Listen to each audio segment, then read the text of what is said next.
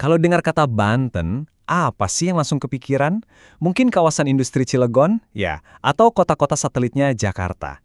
Tapi gimana kalau saya bilang, di balik citra modern itu, ada sebuah kisah yang luar biasa epik. Kisah tentang imperium global yang pernah jadi penguasa lautan. Yuk, kita bongkar cerita Banten yang mungkin belum pernah Anda dengar sebelumnya. Nah, ini dia pertanyaan kuncinya. Banten yang kita kenal sekarang ini cuma sekedar pusat industri aja, atau sebenarnya dia adalah pewaris dari sebuah imperium maritim yang pernah berjaya, lalu runtuh?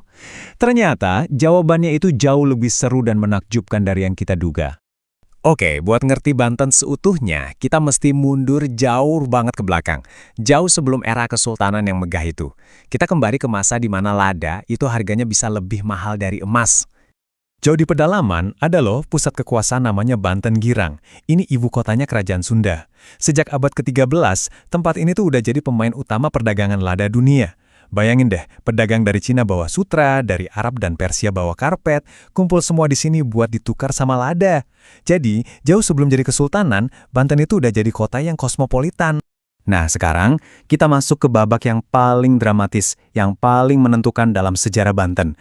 Lahirnya Kesultanan Islam dan zaman keemasannya yang, wah, nggak ada tandingannya.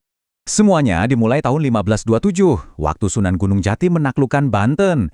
Tapi visi besarnya itu diwujudkan sama putranya, Maulana Hasanuddin, yang mendirikan Kesultanan Merdeka dan mindahin pusat kekuasaannya ke pesisir, di Sorosowan. Ini bukan cuma pindah ibu kota loh, ini tuh kayak sebuah deklarasi niat untuk menjadikan Banten sebagai penguasa maritim yang baru. Dan di era inilah kita ketemu sama jagoan utamanya, penguasa yang membawa Banten ke puncak kejayaannya. Seorang visioner yang hebat yang kemudian diangkat jadi pahlawan nasional, Sultan Ageng Tirtayasa. Di tangan Sultan Ageng, Banten itu bukan lagi cuma pelabuhan yang rame. Banten jadi kekuatan besar yang disegani di kawasan ini. Mereka menguasai Selat Sunda, menjalin hubungan diplomasi yang setara sama kerajaan Inggris dan Persia, dan yang paling keren, jadi satu-satunya kekuatan lokal yang berani nantangnya monopoli VOC terang-terangan. Tapi ya, namanya juga kisah besar kan? Puncak kejayaan itu seringkali justru jadi awal dari kejatuhan yang tragis. Disinilah ceritanya mulai jadi kelam. Hancurnya Banten itu bukan karena musuh dari luar. Bukan. Justru datangnya dari dalam istana sendiri. Dari konflik yang paling menyakitkan, perseteruan antara ayah dan anak. Nah, disinilah tragedinya. Di satu sisi ada Sultan Ageng, simbol perlawanan dan kemandirian Banten.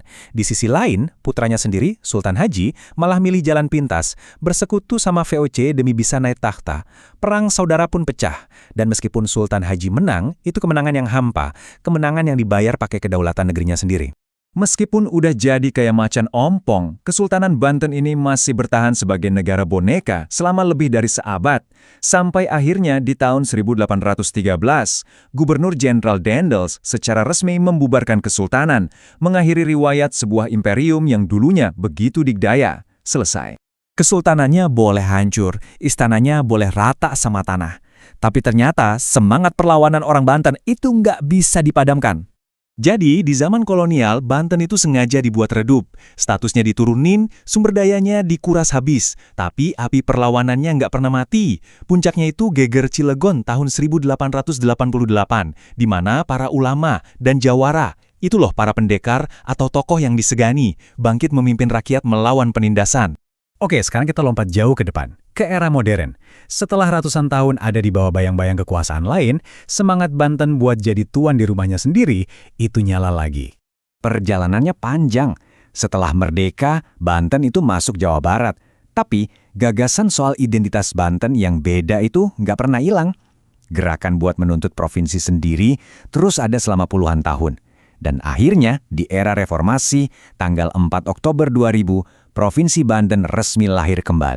Dan lihat sekarang, Banten itu jadi provinsi yang super dinamis, pusat industri, pariwisata, dan infrastruktur penting. Ini seolah-olah ngelanjutin takdir sejarahnya ya kan? Jadi gerbang utama di ujung barat Jawa, persis kayak pelabuhan kunonya dulu.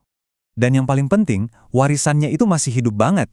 Coba deh lihat sisa-sisa kemegahan Keraton Surosowan atau tradisi debus yang unik banget itu, sampai jejak intelektual ulama kelas dunia kayak Syekh Nawawi Al-Bantani. Semua ini adalah bukti dari peradaban besar yang menolak untuk dilupakan. Jadi, kita udah lihat perjalanannya Banten ya. Dari imperium lada yang mendunia, jatuh gara-gara konflik keluarga, terus bangkit lagi lewat perlawanan, sampai akhirnya lahir kembali jadi provinsi. Dulu, takdirnya ditempa oleh lada dan kekuasaan di lautan. Pertanyaannya sekarang, apa ya yang bakal menempa takdir Banten di masa depan?